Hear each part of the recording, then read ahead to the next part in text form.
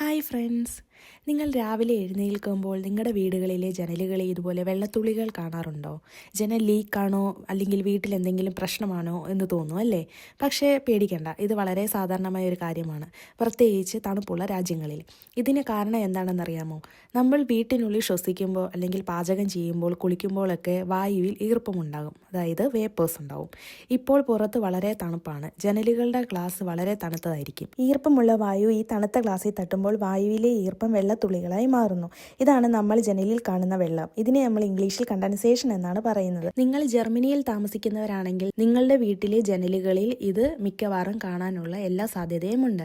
കാരണം ഇവിടുത്തെ വീടുകൾ വളരെ നല്ല ഇൻസുലേഷൻ ഉള്ളതാണ്. ജനലുകൾ കാറ്റ് കയറാത്ത രീതിയിൽ ടൈറ്റായി അടച്ചതുമാണ്. പുറത്തെ തണുപ്പും അകത്തെ ചൂടും തമ്മിലുള്ള വ്യത്യാസം വളരെ കൂടുതലുമാണ്. അപ്പോൾ നിങ്ങൾക്കൊരു ഡൗട്ട് വരും, ഇത് ജനലിന് പ്രശ്നമാണോ?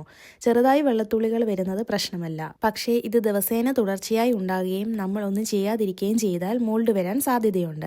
ഇത് ആരോഗ്യത്തിനും വീടിനും നല്ലതല്ല. അപ്പോൾ ഇതിന് ചെയ്യേണ്ട പരിഹാരം എന്താണ്? ജർമ്മനിയിൽ എല്ലാവരും ചെയ്യുന്ന ഒന്ന് തന്നെ, സ്റ്റോസ് ലുഫ്റ്റ്. അതായത് രാവിലെ ജനലുകൾ പൂർണ്ണമായി തുറക്കുക. മിനിമം 5 മുതൽ 15 മിനിറ്റ് വരെ ചെയ്യുന്നത് വളരെ നല്ലതായിരിക്കും. അതുപോലെ ഈ സമയത്ത് നമ്മൾ ഹീറ്റിംഗ് ഓഫ് ചെയ്യാൻ മറക്കരുത്. ഇത് ചെയ്താൽ അകത്തുള്ള ഈർപ്പം പുറത്തേക്ക് പോവുകയും ജനലിൽ വെള്ളം കൂടുകയും ഇല്ല. വീട്ടിലെ വായുവും ഫ്രഷ് ആയിരിക്കും.